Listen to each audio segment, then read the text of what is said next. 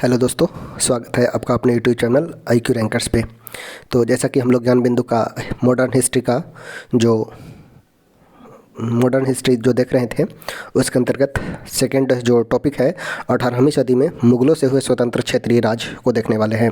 18वीं सदी में मुग़लों से स्वतंत्र हुए क्षेत्रीय राज्य देखते हैं। ये टॉपिक को आज सेकंड टॉपिक आज हमारा कंप्लीट हो जाएगा। उसी के तहत आगे भी कंटिन्यू ये रहेगा। तो चलिए, चैनल पे अभी नए आए हैं तो चैनल को सब्सक्राइब कर लीजिएगा, साथ ही साथ बेल आइकन को दबा दीजिएगा ताकि आपको नोटिफिकेशन मिलता रहे। चलिए बिना समय गवाए अपने इस पॉइंट को करते हैं शुरू। 1707 ईस्वी में 1707 वो समय होता है जब मुग़ल वंश का प्रतापी शासक औरंगजेब का निधन होता है। तो 1707 ईस्वी में मुग़ल बादशाह औरंगजेब के निधन के बाद बंगाल, अवध, हैदराबाद जैसे क्षेत्रीय राज्यों का उदय हुआ। ये राज्य पहले मुग़लों के अधीन हुआ करते थे, यानी कि अवध, बंगाल, हैदराबाद जैसे क्षेत्रीय राज्य जो हैं वो मुग़लों के ही अधीन थे। अब औरंगजेब जो मुग़ल का हेड लीडर था और औरंगजेब के बाद ही हम देखते हैं मुग़ल वंश का डिक्लाइन स्टार्ट हो जाता है, यानी कि इसके बाद जो अन्य क्षेत्रीय राज्य हैं वो स्वतंत्र होने लगते हैं। जैसे देखते हैं, प्रथम है राज्य बंगाल को देखते हैं तो मुग़लों के द्वारा नियुक्त बंगाल का अंतिम गवर्नर मुर्शीद कुली खां था। ठीक है, मुग़लों के द्वारा नियुक्त बंगाल का अंतिम गवर्नर है वो है मुर्शीद कुली खां।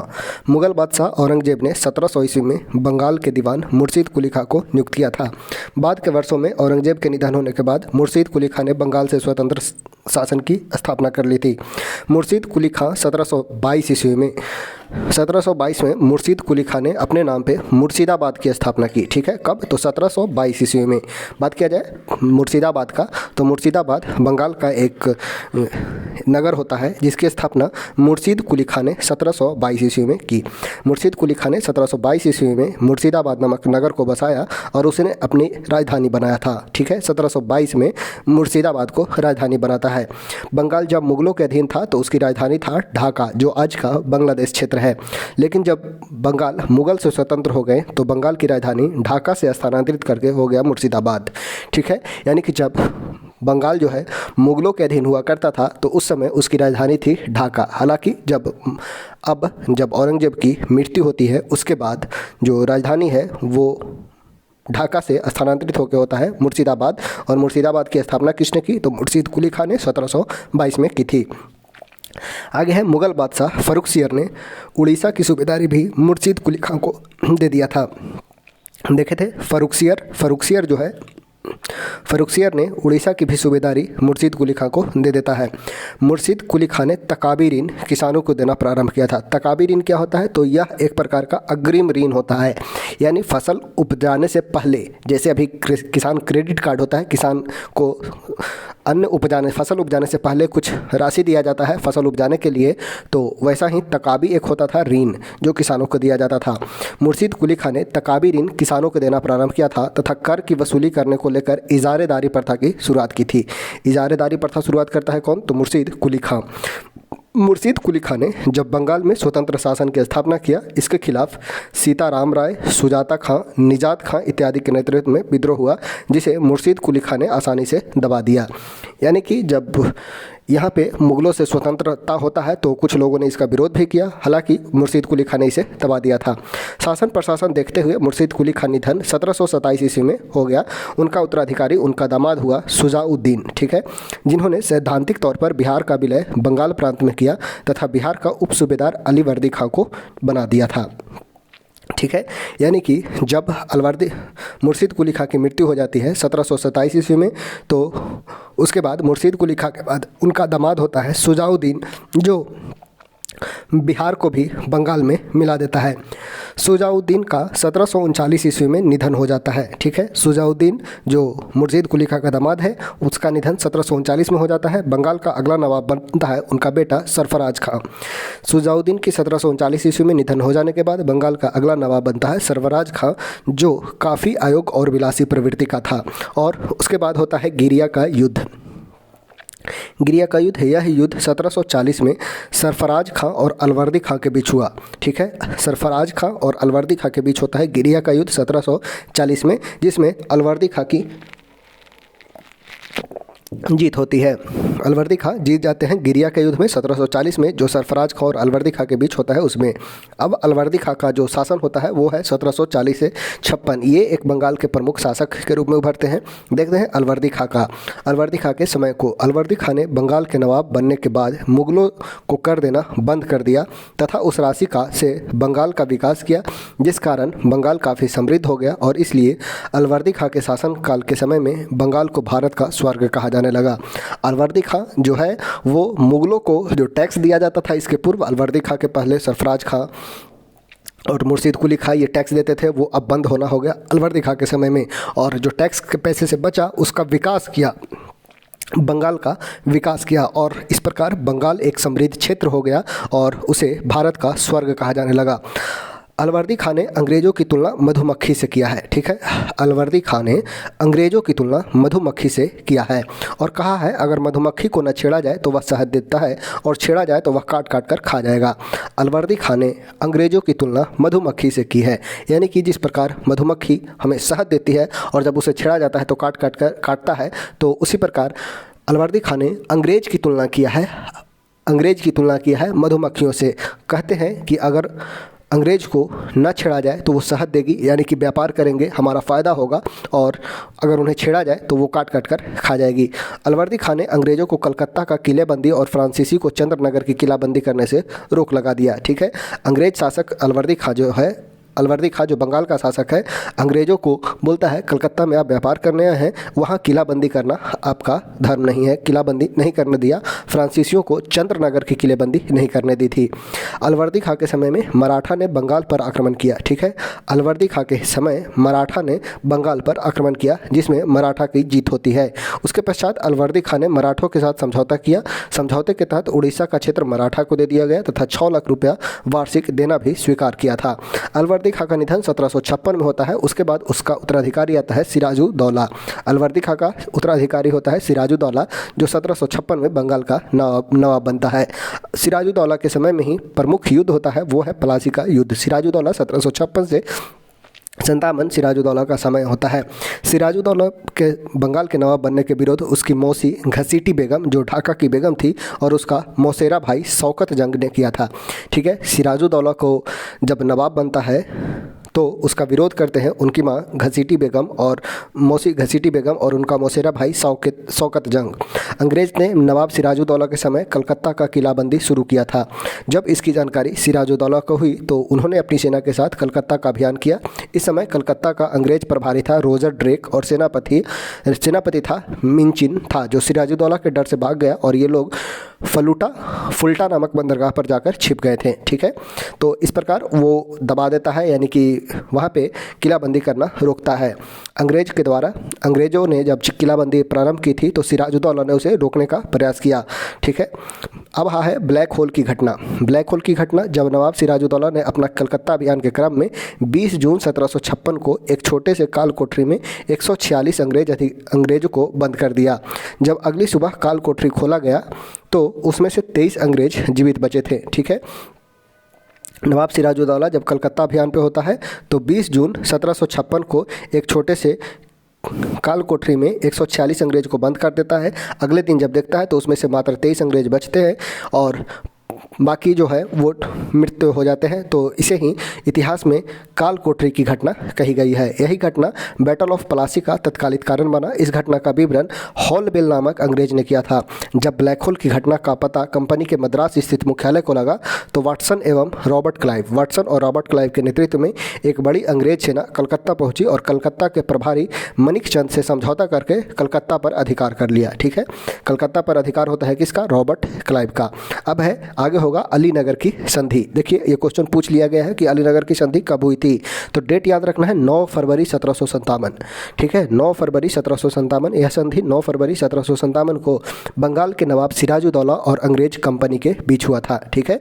9 फरवरी 1757 को अलीनगर की संधि होती है। किसके किसके बीच? तो बंगाल के नवाब सिराजुद्दौला के बीच और अंग्रेज कंपनी के बीच।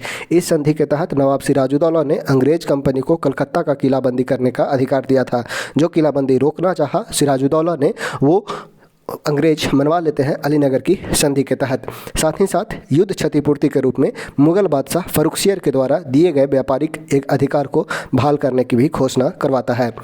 अब आगे आएगा वो है प्लासी का युद्ध, बैटल ऑफ प्लासी। प्लासी का युद्ध मैदान वेस्ट बंगाल में भगीरथी नदी के तट पर स्थित है। यह युद्ध कोई युद्ध नहीं था, बल्कि यह एक षड्यंत्र था।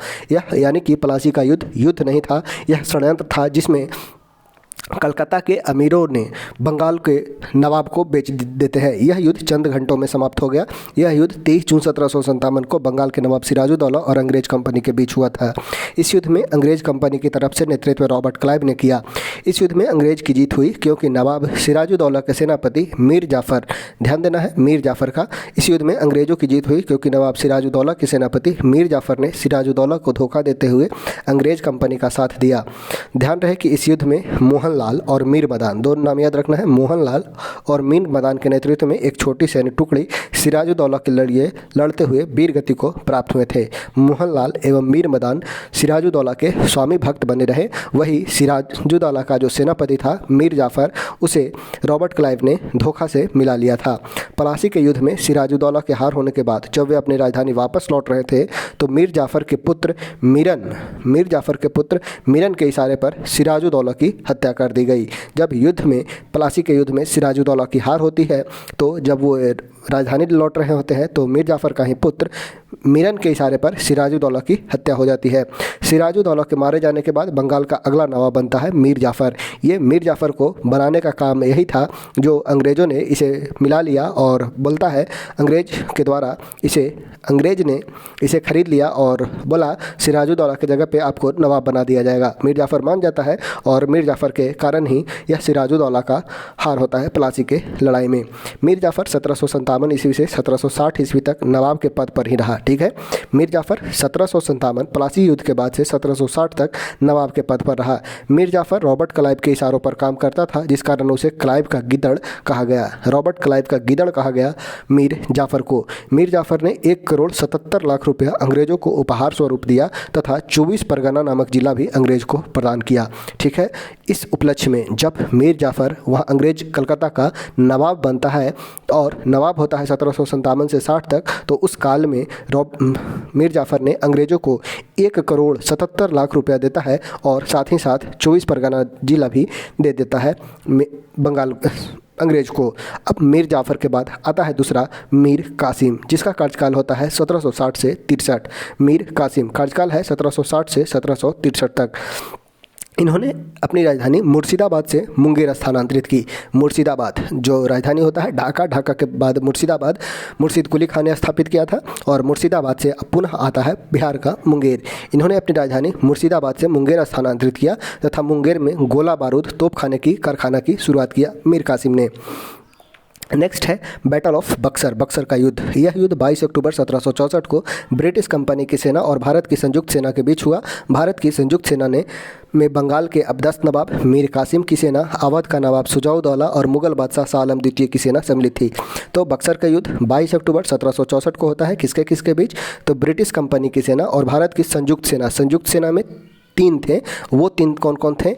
तो बंगाल का अपदस्त नवाब था मीर कासिम। बंगाल का जो नवाब था मीर कासिम। अभी मीर जाफ़र नवाब होता है और अपदस्त नवाब, ध्यान देना है, अपदस्त नवाब होता है मीर कासिम। मीर कासिम जो सिराजुद्दौला का सेनापति था, मीर कासिम। उसके बाद अवध का नवाब है शुजाउद्दौला, अवध का नवाब शुजाउद्दौला। और यहाँ पे है मुगल बादशाह है, यानी कि दिल्ली का है शाह आलम द्वितीय। शाह आलम द्वितीय है दिल्ली का नवाब। दिल्ली का नवाब शाह आलम द्वितीय, अवध का नवाब शुजाउद्दौला और बंगाल का जो अपदस्त नवाब है मीर कासिम। तीनों और वर्सेस ब्रिटिश और ये भारत के तीनों सेना मिलकर अंग्रेज़ों के विरुद्ध युद्ध करते हैं। ठीक है, इस युद्ध में अंग्रेज सेना का नेतृत्व कर रहा होता है हेक्टर मुनरो। ठीक है, इस युद्ध में यानी कि बक्सर के युद्ध में अंग्रेज सेना का नेतृत्व कर रहा है हेक्टर मुनरो। तो वहीं भारत की संयुक्त सेना का नेतृत्व अवध के नवाब शुजाउद्दौला कर रहा है। ठीक है, अंग्रेज सेना का नेतृत्व कर रहे हैं हेक्टर मुनरो, और भारत की संयुक्त सेना का नवाब कर रहे हैं जो अवध के नवाब होते हैं शुजा-उद-दौला। इस युद्ध में ब्रिटिश सेना की जीत होती है। भारत में ब्रिटिश शासन की स्थापना में यह सबसे निर्णायक युद्ध साबित हुआ। इस युद्ध का तत्कालिक कारण लाइसेंस का दुरुपयोग किया जाना था। लाइसेंस का दुरुपयोग किया जाना इसका मुख्य कारण था, जिसके कारण हार होता है, तत्कालिक कारण होता है। इस युद्ध की समाप्ति इलाहाबाद की संधि के तहत होती है, यानी कि बक्सर का युद्ध समाप्त होता है इलाहाबाद की संधि के तहत, और यह संधि होता है 1765 में। इस युद्ध के समय बंगाल के गवर्नर थे वेंसी टाट। बंगाल के गवर्नर जो हैं वो है वेंसी टाट। नेक्स्ट है इलाहाबाद की संधि। इलाहाबाद की दो संधियाँ हों, जिसमें प्रथम संधि 12 अगस्त 1765 को और द्वितीय संधि 16 अगस्त 1765 को हुई। इस संधि में अंग्रेजों की तरफ से रॉबर्ट क्लाइव ने भाग लिया था।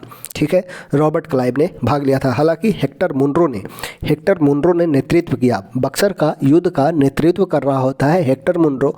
वही जब संधि का बात आता है तो संधि जो है वो करता है रॉबर्ट क्लाइव। ठीक है, तो विलियम पिट ने रॉबर्ट क्लाइव को स्वर्ग से उत्पन्न सेनानायक की उपाधि दी थी, अर्थात इसमें नेतृत्व का गुण कूट कर भरा था। इसलिए विलियम पिट जो वहाँ के प्रधानमंत्री हैं ब्रिटेन के, उन्होंने रॉबर्ट क्लाइव को स्वर्ग से उत्पन्न सेनानायक कहा है। अब आ जाइए इलाहाबाद की प्रथम संधि। यह संधि रॉबर्ट क्लाइव और मुगल बादशाह शाह आलम द्वितीय के बीच होता है। इलाहाबाद की संधि यह रॉबर्ट क्लाइव और मुगल बादशाह शाह आलम द्वितीय के बीच होता है। जो हेड है वो है मुगल बादशाह, यहाँ रूल कर होता है मुगल का, तो मुगल बादशाह शाह आलम द्वितीय और रॉबर्ट क्लाइव के बीच होता है इलाहाबाद की प्रथम संधि। इसमें क्या प्रावधान था? तो इस संधि के तहत अंग्रेजी कंपनी को मुगल बादशाह शाह आलम द्वितीय ने बिहार, बंगाल, उड़ीसा में कर वसूलने का अधिकार प्रदान किया। ठीक है, देखिए यहाँ पे टैक्स वसूलने का अधिकार दे दिया जाता है किसे? तो मुगल को, अर्थात दीवानी अधिकार प्रदान किया गया। यानी कि टैक्स जो वसूलने का अधिकार दे दिया गया वो है ब्रिटिशर्स को। यानी कि एक बहुत बड़ा मोड़ आता है, जो व्यापारी थे जो भारत में आज तक व्यापार कर रहे हैं 1600 ईस्वी से 1764 ईस्वी तक, यानी कि लगभग 150 सालों तक जो लोग व्यापारी कर रहे थे वो भारत से अब हमारा टैक्स वसूलने का अधिकार प्राप्त हो जाता है। किन्हें? तो ये ब्रिटिशर्स को 1764 का बक्सर का युद्ध इतना प्रभावशाली होता है कि इसके तहत इन्हें, इलाहाबाद की संधि के तहत इन्हें टैक्स वसूलने का अधिकार प्राप्त होता है, अर्थात दीवानी अधिकार प्राप्त होता है।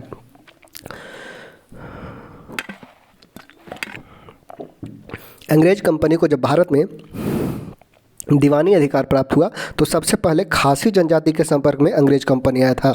ये भी क्वेश्चन पूछ लिया जाता है। अंग्रेज कंपनी जब भारत में दीवानी अधिकार प्राप्त हुआ तो सबसे पहले कौन से जनजाति के संपर्क में आए थे? तो वे थे खासी जनजाति। इस संधि के तहत मुगल बादशाह शाह आलम द्वितीय को 26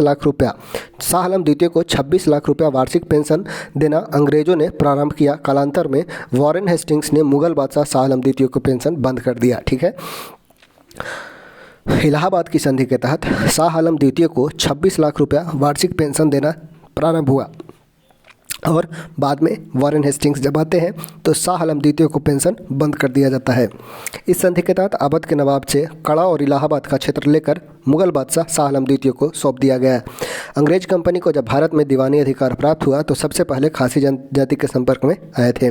अब है इलाहाबाद की द्वितीय संधि। यह संधि रॉबर्ट क्लाइव और अवध के नवाब शुजा-उद-दौला के बीच होता है, जिसमें मुख्य प्रावधान थे इस संधि के तहत युद्ध हार जाने के तौर पर अवध के नवाब से 50 लाख रुपया अंग्रेजी कंपनी को देना स्वीकार किया गया।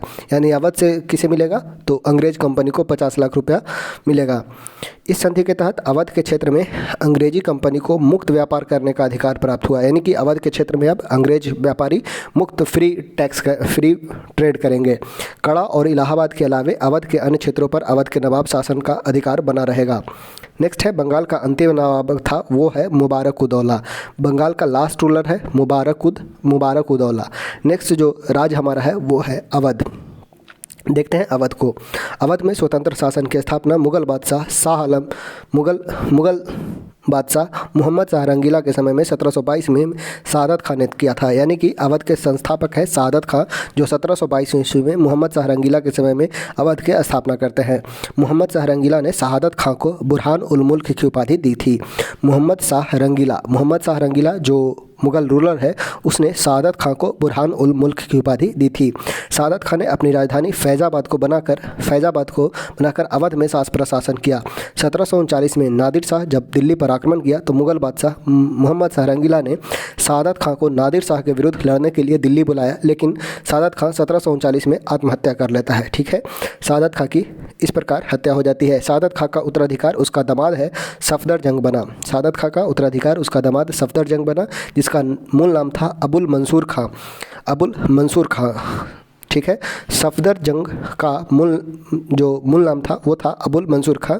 इनके समय में ही मुगल बादशाह मोहम्मद शाह का 1748 में निधन हुआ। तत्पश्चात मुगल बादशाह अहमद शाह बना, जिसने सफदरजंग को अपना वजीर बनाया, यानी कि प्रधानमंत्री बनाया, जिस कारण इतिहास सफदरजंग को नवाब वजीर के नाम से याद करता है।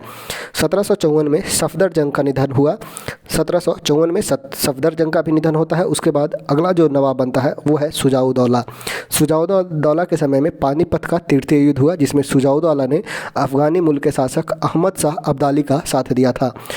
शुजाउद्दौला के समय में ही बक्सर का युद्ध होता है। बक्सर के युद्ध में भारत की संयुक्त सेना का नेतृत्व अवध के नवाब शुजाउद्दौला ने ही किया था। इलाहाबाद की संधि रॉबर्ट क्लाइव और अवध के नवाब शुजाउद्दौला के बीच होता है। शुजाउद्दौला के बाद अवध का अगला नवाब बनता है आसफ-उद-दौला, जिन्होंने अवध की राजधानी फैजाबाद से स्थानांतरित कर लखनऊ को बनाया। आसफ-उद-दौला ने लखनऊ में बड़ा इमामबाड़ा का निर्माण करवाया, और वही लखनऊ में छोटे इमामबाड़ा का निर्माण मोहम्मद अली शाह। ठीक है, देखिए दोनों इमामबाड़ा लखनऊ में ही है। लखनऊ में आसफ-उद-दौला ने लखनऊ में बड़ा इमामबाड़ा और लखनऊ में छोटे इमामबाड़ा का निर्माण मोहम्मद अली शाह के द्वारा करवाया गया था। आसफ-उद-दौला बड़ा इमामबाड़ा, छोटा इमामबाड़ा का निर्माण मोहम्मद अली शाह के द्वारा करवाया गया। अवध के अंतिम नवाब है वाजिद अली शाह। अवध के लास्ट रूलर होते हैं वाजिद अली शाह। लॉर्ड डलहौजी ने 1856 ईस्वी में जेम्स आउट्रम की रिपोर्ट के आधार बनाते हुए अवध पर कुशासन का आरोप लगाकर वाजिद अली शाह को गद्दी से हटा दिया, जिसके विरोध वाजिद अली शाह की पत्नी बेगम हजरत महल ने की और 1857 के विद्रोह में अवध और लखनऊ क्षेत्र में भाग ली थी। नेक्स्ट है, अगला जो राज्य है वो है हैदराबाद। मुगल बादशाह मोहम्मद शाह रंगीला के समय में 1724 में हैदराबाद में स्वतंत्र शासन की स्थापना निज़ामुल मुल्क ने किया, जिनका मूल नाम था चिनकिलिच खां। इनका संबंध जो था आसफ जाही वंश से था। मोहम्मद शाह रंगीला ने निज़ामुल मुल्क को आसफ जाही की उपाधि प्रदान की थी। शक्कर खेड़ा का युद्ध, यह युद्ध 11 अक्टूबर 1724 को मुगल बादशाह मोहम्मद शाह रंगीला के प्रतिनिधित्व मुबरीज़ खां और हैदराबाद के निज़ामुल मुल्क के बीच हुआ। इस युद्ध में निज़ामुल मुल्क की जीत हुई। उसके बाद मोहम्मद शाह रंगीला ने निज़ामुल मुल्क को दक्कन का वायसराय नियुक्त किया था। नेक्स्ट है पालखेड़ा का युद्ध। यह युद्ध 1728 ईस्वी में हैदराबाद के निज़ाम और मराठा पेशवा बाजीराव प्रथम के बीच हुआ। पालखेड़ा का युद्ध 1728 में हैदराबाद के निज़ाम और मराठा पेशवा बाजीराव प्रथम के बीच होता है। इस युद्ध में हैदराबाद के निज़ाम की हार होती है। इस युद्ध की समाप्ति मुंशी शिवगांव की संधि के साथ होता है। पालखेड़ा का युद्ध मुंशी शिवगांव की संधि के साथ समाप्त होता है। इस संधि के तहत निज़ाम ने मराठा को चौथ और सरदेशमुखी देना स्वीकार किया था। हैदराबाद के निज़ामुल मुल्क का निधन होता है 1748 में। निज़ामुल मुल्क का निधन 1748 में होता है। सहायक संधि को स्वीकार करने वाला प्रथम देसी रियासत था हैदराबाद, जिसने 1798 में स्वीकार किया।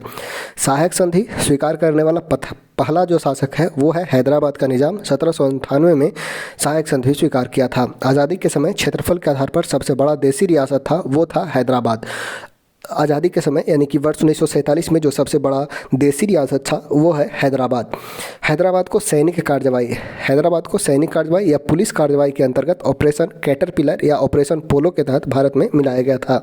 देखिए जो गोवा को मिलाया गया था वो गोवा को मिलाया गया था ऑपरेशन विजय के तहत गोवा को मिलाया गया, और ऑपरेशन पोलो के तहत या ऑपरेशन कैटरपिलर के तहत हैदराबाद को मिलाया गया था। नेक्स्ट है मैसूर।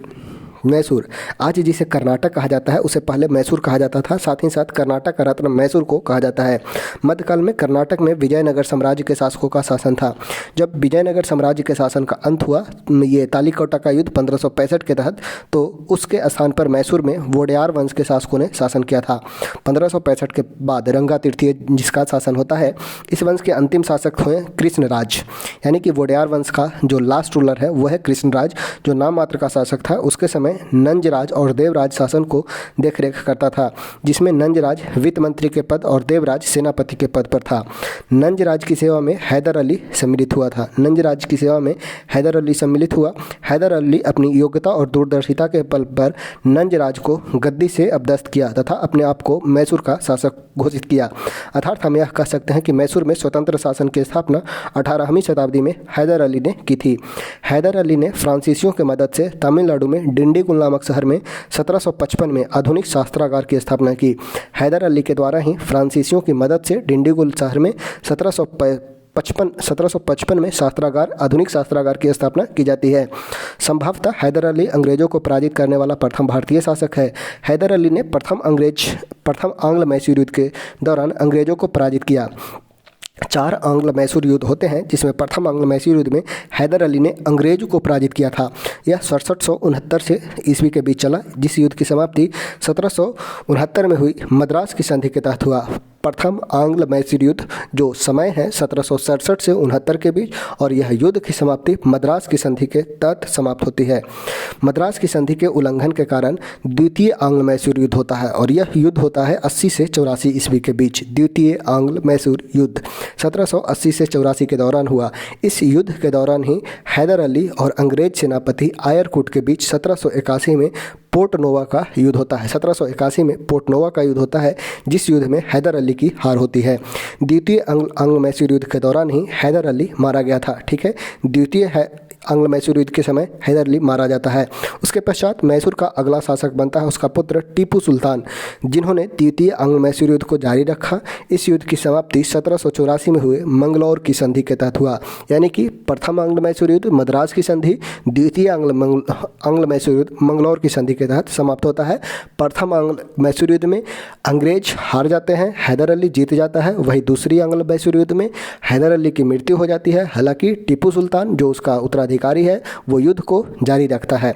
अब है टीपू सुल्तान को देखते हैं। इन्हें शेरे मैसूर, नागरिक टीपू, सीधा साधा दैत्य कहा जाता है। ठीक है, टीपू सुल्तान को शेर मैसूर, नागरिक टीपू, सीधा साधा दैत्य कहा गया है टीपू सुल्तान को। इनका मानना है भेड़ की तरह लंबी जिंदगी जीने से बेहतर है एक दिन ही शेर की तरह जिएं और मर जाएं। टीपू सुल्तान का ऐसा मानना है कि भेड़ की तरह लंबी ज़िंदगी जीने से बेहतर है कि एक दिन ही जिएं, मर जाएं, मगर शेर की तरह जिएं। ठीक है, टीपू सुल्तान के शासनकाल में 1789 ईस्वी में फ्रांसीसी क्रांति होती है।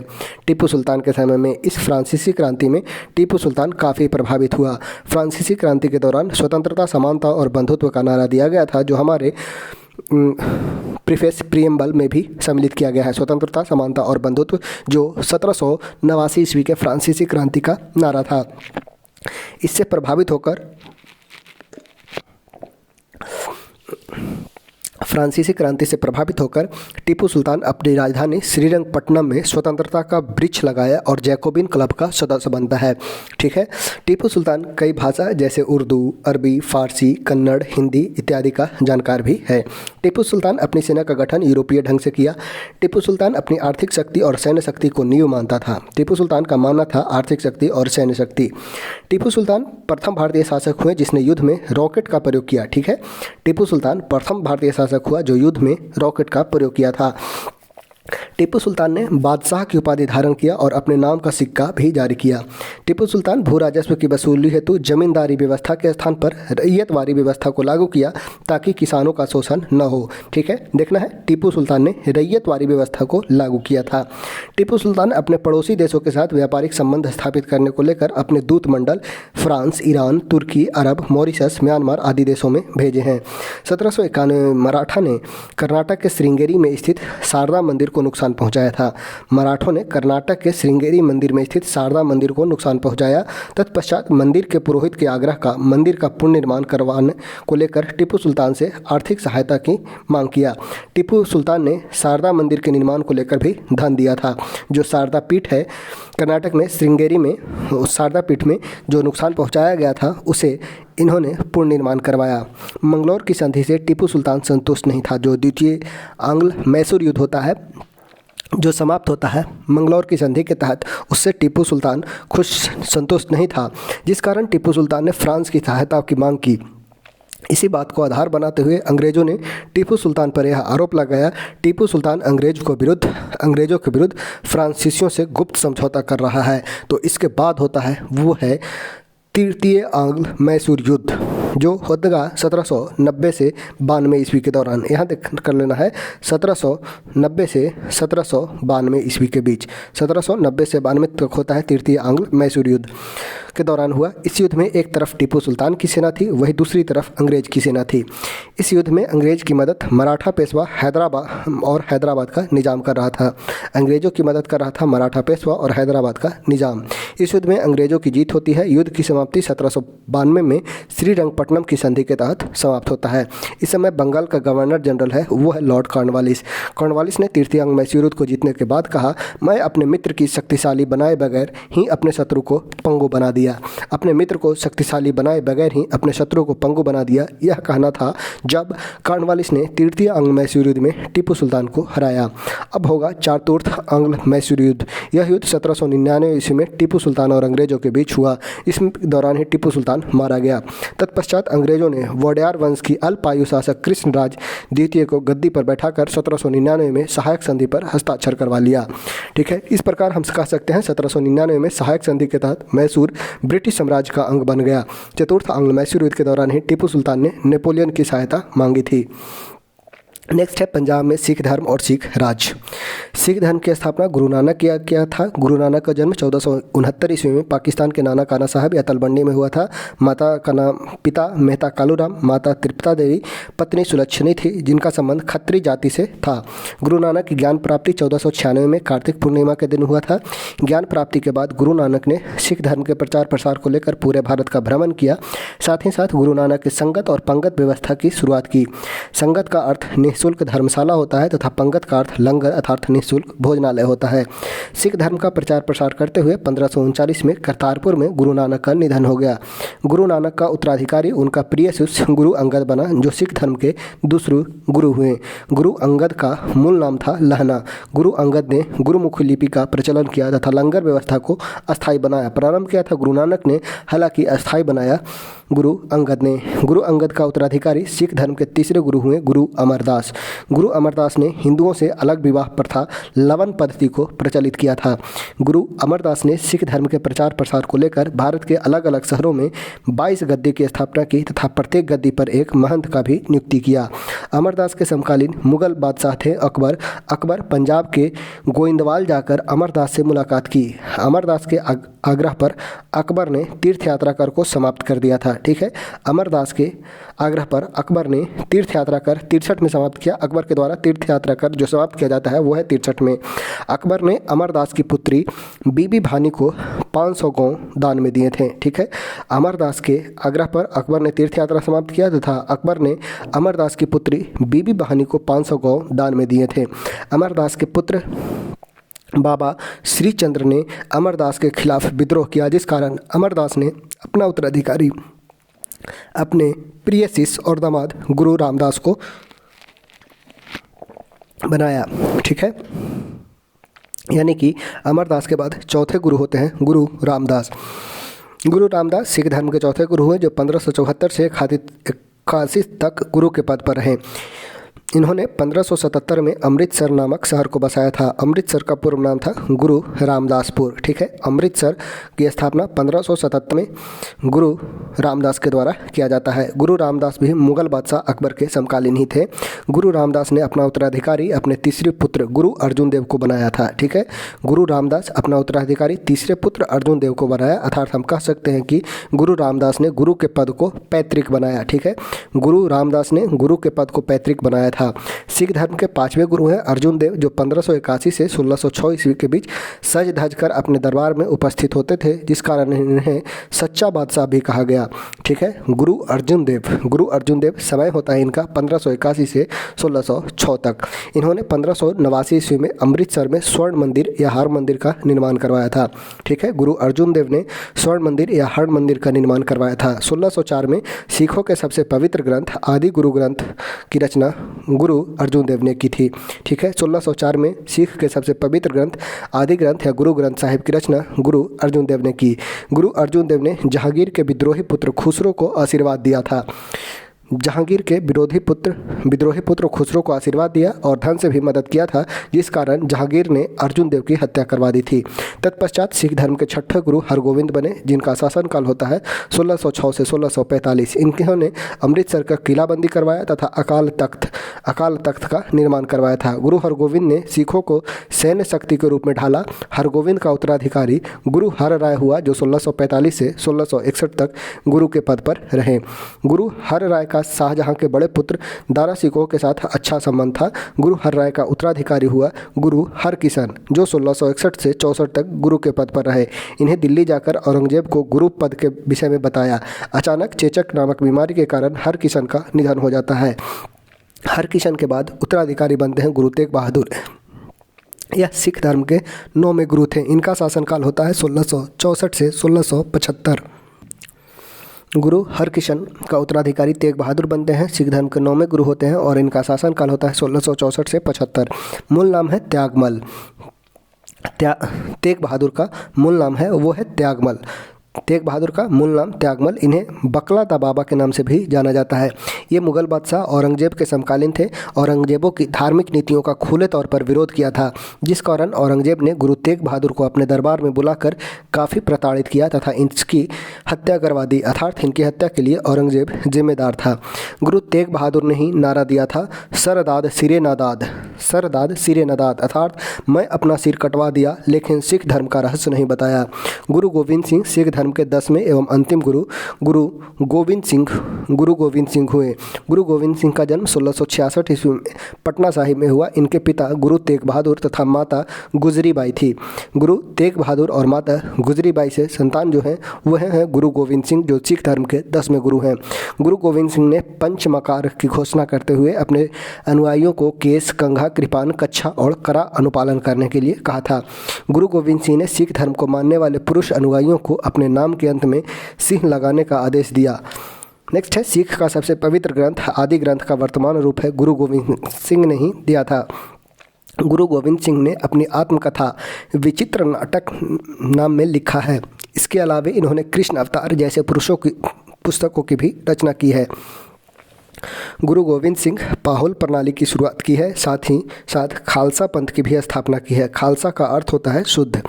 गुरु गोविंद सिंह औरंगजेब की नीतियों से संतुष्ट नहीं था, जिस कारण औरंगजेब के खिलाफ अपना संघर्ष लगातार जारी रखा। इसी क्रम में गुरु गोविंद सिंह और मुगल सेना के बीच कई युद्ध हुए जो निम्न है, जैसे नौदान का युद्ध। यह 1690 ईस्वी में गुरु गोविंद सिंह और मुगल सेना के बीच हुआ, जिसमें गुरु गोविंद सिंह की जीत हुई। अगला है आनंदपुर का प्रथम युद्ध। यह युद्ध 1701 में गुरु गोविंद सिंह और मुगल सेना के बीच हुआ, जिसमें गुरु गोविंद सिंह की हार होती है। आनंदपुर का द्वितीय युद्ध यह 1704 में गुरु गोविंद सिंह और मुगल सेना के बीच होता है। इस युद्ध में मुगल सेना की जीत होती है। इस युद्ध के दौरान ही गुरु गोविंद सिंह के 2 पुत्र फतेह सिंह और जोरावर सिंह को दीवार में चिनवा दिया था, आनंदपुर का द्वितीय युद्ध के समय। नेक्स्ट है चकमौर का युद्ध। यह युद्ध 1705 में गुरु गोविंद सिंह और मुगल सेना के बीच हुआ। इस युद्ध में मुगल सेना की जीत होती है। यह युद्ध के दौरान ही गुरु गोविंद सिंह के 2 अन्य पुत्र अजीत सिंह और झुझारू सिंह की हत्या करवा दी जाती है। यानी कि आनंदपुर का द्वितीय युद्ध में गुरु गोविंद सिंह के 2 पुत्र फतेह सिंह और जोरावर सिंह को दीवार में चिरवा दिया जाता है। वही चकमौर के युद्ध में अजीत सिंह और जुझारू सिंह की हत्या करवा दी जाती है। गुरु गोविंद सिंह के 4 पुत्र थे जो मुगल से लड़ते हुए शहीद हो गए, इसलिए गुरु गोविंद सिंह ने यह घोषणा की उनके निधन के बाद गुरु का पद समाप्त हो जाएगा और गुरु के पद के स्थान पर नेता का पद आएगा। नेक्स्ट है खिदनाड़ा का युद्ध। यह युद्ध 1705 में गुरु गोविंद सिंह और मुगल सेना के बीच हुआ। इस युद्ध में भी गुरु गोविंद सिंह की जीत होती है। अगला है पंच प्यारे। गुरु गोविंद सिंह के वैसे अनुयायी जो गुरु गोविंद सिंह के लिए प्राण तक त्यागने के लिए तैयार हो गए थे, उसे ही पंच प्यारे कहा गया। इसके अंतर्गत दिल्ली का जाट धर्मदास, लाहौर का दयाराम खत्री, बीदर का नाई साहब चंद्र, द्वारिका का दर्जी मुहकम चंद्र छिंबा और जगन्नाथ का हिम्मत भीवर थे। ये पंच प्यारे कहलाते थे। अन्य महत्वपूर्ण जानकारियाँ, जैसे मुगल बादशाह औरंगजेब की मृत्यु के समय सिख धर्म गुरु गोविंद सिंह थे। गुरु गोविंद सिंह की हत्या महाराष्ट्र के नांदेड़ नामक स्थान पर गुल खां नामक पठान के द्वारा कर दिया गया। उस समय मुगल बादशाह था बहादुर शाह प्रथम। गुरु गोविंद सिंह का निधन के बाद गुरु का पद समाप्त हो गया और नेता का पद आया। नेता का पद पर बांदा बहादुर उर्फ लक्ष्मण दास बैठे। बंदा बहादुर ने मुगलों के खिलाफ युद्ध की घोषणा कर दिया, क्योंकि उन्हें लग रहा था मुगल बादशाह ने ही गुरु गोविंद सिंह की हत्या करवाई थी। बंदा बहादुर ने मुगलों के खिलाफ संघर्ष की घोषणा की। उसी संघर्ष के दौरान मुगल बादशाह बहादुर शाह प्रथम मारा गया था। कालांतर में मुगल बादशाह फर्रुखसियर ने बंदा बहादुर की हत्या कर दी। तत्पश्चात सिख धर्म का उत्कर्ष रुक गया। जब दिल्ली पर विदेशी आक्रमणकारी नादिर शाह और अहमद शाह अब्दाली लगातार आक्रमण करने लगे तो मुगल बादशाह अपना पूरा ध्यान विदेशी आक्रमण पर लगाया। इसका लाभ सिखों ने उठाया और फिर से सिख धर्म की उत्कर्ष होने लगा। सिख धर्म का उत्कर्ष कर्पूर सिंह के नेतृत्व में हो रहा था। कपूर सिंह ने दल खालसा का निर्माण किया। दल खालसा सिखों को बाह्य आक्रमण से बचाने के लिए राखी प्रथा की शुरुआत किया, जिसके अंतर्गत सिख धर्म के लोगों से उसका फसल उत्पादन का 1/5 भाग लिया जाता था। कपूर सिंह के बाद दल खालसा का नेतृत्व जस्सा सिंह अहलुवालिया ने संभाला। इन्हीं के समय सिख धर्म 12 मिसलों में बट गया। मिसल एक अरबी भाषा का शब्द है जिसका अर्थ होता है समान। 12 मिसल में सबसे प्रमुख मिसल बनकर सुकर चकिया मिसल उभरा। इस मिसल के संस्थापक चिरत सिंह हुए। सुकर चकिया मिसल 12 मिसल में विभाजित हुआ और इस मिसल के संस्थापक हैं चरत सिंह। चरत सिंह के बाद इस मिसल का नेतृत्व महासिंह ने किया। महासिंह के बाद इस मिसल का नेतृत्व रंजीत सिंह ने किया। रंजीत सिंह का 1780 में सुकरचकिया मिसल के प्रमुख महासिंह के यहाँ हुआ था। महासिंह का निधन 1792 में हुआ। तत्पश्चात मात्र 12 वर्ष की अवस्था में ही रंजीत सिंह सुकरचकिया मिसल के प्रमुख बनते हैं। अब देखते हैं रंजीत सिंह के बारे में। रंजीत सिंह ने पंजाब में सिख राज की स्थापना किया तथा उन्होंने अपनी राजधानी लाहौर को बनाकर शासन प्रशासन करना शुरू किया। रंजीत सिंह ने अपने साम्राज्य को 4 प्रांतों में बांटा था, जैसे कश्मीर, मुल्तान, पेशावर और लाहौर। कश्मीर, मुल्तान, पेशावर और लाहौर। रंजीत सिंह का विदेश मंत्री फ़कीर अज़ाउद्दीन तथा वित्त मंत्री दीनानाथ था। देखिए 2 नाम याद रखना है। रंजीत सिंह का विदेश मंत्री है फ़कीर अज़ीउद्दीन और वित्त मंत्री है दीनानाथ। रंजीत सिंह की सेना उस समय एशिया महादेश की दूसरी सबसे बड़ी सेना थी। साथ ही साथ रंजीत सिंह की सेना यूरोपीय पद्धति पर प्रशिक्षित सेना थी। फ्रांसीसी यात्री विक्टर जंकामा ने रंजीत सिंह की तुलना नेपोलियन से किया है। फ्रांसीसी यात्री है विक्टर जंकामा ने रंजीत सिंह की तुलना नेपोलियन से करता है। रंजीत सिंह को राजा की उपाधि अफगानिस्तान के शासक जमान ने दिया था। रंजीत सिंह को राजा की उपाधि अफगानिस्तान के शासक जमान शाह के द्वारा दिया जाता है। अफगानिस्तान के शासक शाह शुजा ने रंजीत सिंह को कोहिनूर हीरा सौंपा था। रंजीत सिंह अपने राज्य के सुरक्षा के मद्देनज़र अंग्रेजों के साथ 1809 ईस्वी में अमृतसर की संधि किया। अमृतसर की संधि के तहत सतलुज नदी को रंजीत सिंह और ब्रिटिश ईस्ट इंडिया कंपनी के राज्य का सीमा निर्धारित किया गया और कहा गया कि सतलुज नदी से पूरब रंजीत सिंह की सेना नहीं जाएगी और सतलुज नदी से पश्चिम ब्रिटिश ईस्ट इंडिया कंपनी की सेना नहीं जाएगी। सतलुज नदी अर्थात सीमा बनता है। इस संधि में अंग्रेजों की तरफ से भाग चार्ल्स मेटकॉफ ने लिया था। रंजीत सिंह ने कहा, ईश्वर ने उनका एक आंख इसलिए ले लिया है ताकि वो एक ही निगाह से सभी धर्मों को समान रूप से देखें। रंजीत सिंह का निधन होता है 1839 ईस्वी में। रंजीत सिंह का निधन होता है। रंजीत सिंह का उत्तराधिकारी उसका बेटा है खड़क सिंह। रंजीत सिंह का उत्तराधिकारी उसका बेटा खड़क सिंह बनता है। खड़क सिंह का उत्तराधिकारी उसका बेटा नौनिहाल सिंह बना। नौनिहाल सिंह का उत्तराधिकारी शेर सिंह जो रंजीत सिंह का बेटा था। शेर सिंह का उत्तराधिकारी दिलीप सिंह। दिलीप सिंह भी रंजीत सिंह का ही बेटा था। पंजाब के सिख राज का अंतिम शासक है दलीप सिंह। ठीक है, पंजाब के सिख राज का अंतिम शासक है दलीप सिंह। दलीप सिंह के ही समय में पंजाब प्रथम आंग्ल सिख युद्ध और द्वितीय आंग्ल सिख युद्ध होता है। प्रथम आंग्ल सिख युद्ध 1845-46 ईस्वी के बीच हुआ।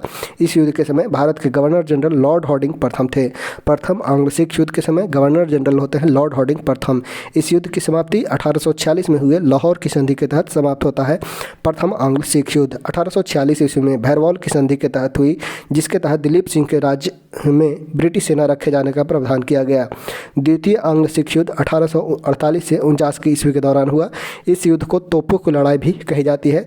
इस युद्ध के दौरान रामनगर का युद्ध, चिलियांवाला का युद्ध, गुजरात का युद्ध इत्यादि हुआ था। इस युद्ध में अंतिम तौर पर अंग्रेजों की जीत हुई। भारत के गवर्नर जनरल है लॉर्ड डलहौजी। लॉर्ड डलहौजी ने 1849 ईस्वी में पंजाब को जीतकर ब्रिटिश साम्राज्य में मिला लेता है। लॉर्ड डलहौजी दिलीप सिंह से कोहिनूर हीरा लेकर ब्रिटिश महारानी विक्टोरिया को भेज दिया। दिलीप सिंह को पेंशन देकर शिक्षा ग्रहण करने हेतु लंदन भेज दिया जाता है। दिलीप सिंह कुछ वर्षों के लिए ईसाई धर्म को अपनाते हैं। उनका निधन भारत में नहीं बल्कि पेरिस में होता है। तो इस प्रकार से हमारा टॉपिक नंबर 2 भी समाप्त होता है। अगला जो है वो है बंगाल के गवर्नर जनरल, भारत के गवर्नर जनरल और वायसराय। ये हम देखेंगे अगला टॉपिक में। तो चलिए वीडियो को करते हैं यहीं पे समाप्त।